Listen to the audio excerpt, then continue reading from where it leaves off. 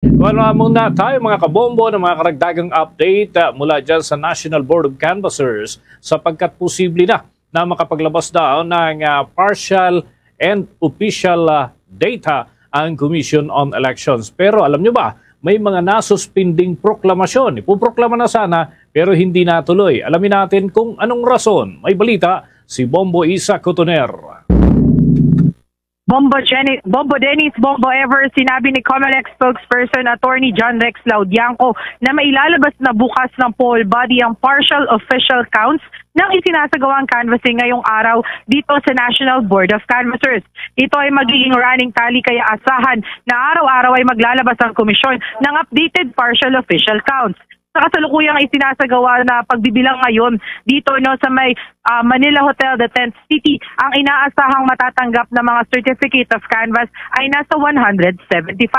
Pero ngayong araw, Bombo Dennis, Bombo Ever, magmula ng umpisahan ng dalawang session, 13 na certificate of canvass na ang nabilang ng poll body. Kasama rito ang mga boto mula sa local absentee voting, Timor-Leste, Jordan, Chile at iba pang lugar na nakapagpadala na ng certificate of canvass. Kaugnay nito, nilinaw din ni Laudianco na pagdating sa mga proklamasyon ng mga nanalong kandidato, hindi required na present ang kandidato para maproklama.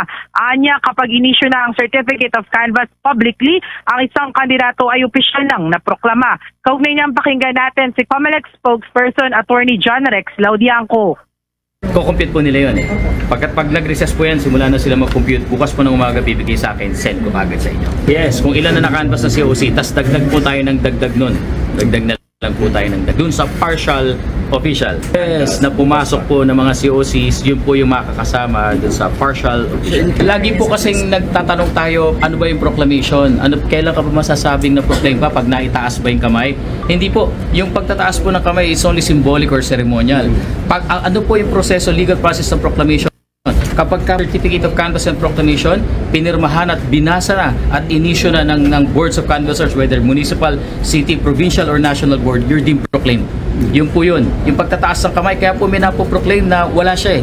Then hindi naman po yung ceremonial po yun. Ang proclamation mo is the issuance and promulgation of the certificate of canvass and proclamation. Samantala, inilabas na ng komisyon ang listahan ng mga kandidatong sinuspinde ang proklamasyon kung sakali man na manalo sa 2025 national and local elections. Kabilang sa mga pinasuspinde ang proklamasyon ay sina Marcy Teodoro, Attorney Christian Sia, Attorney Harold Respicio at iba pang kandidato. Silang lahat ay may nakabinbing kaso na may mabibigat na mga ebidensya. Ibig sabihin ang suspension ay nakabatay sa mga merito o laman ng mga kaso na hanggang ngayon ay hindi final at executory. Ayon kay Laudianco, maaari pa naman silang makakuha ng temporary restraining order mula sa Korte Suprema na pipigil sa kanilang suspension of proclamation.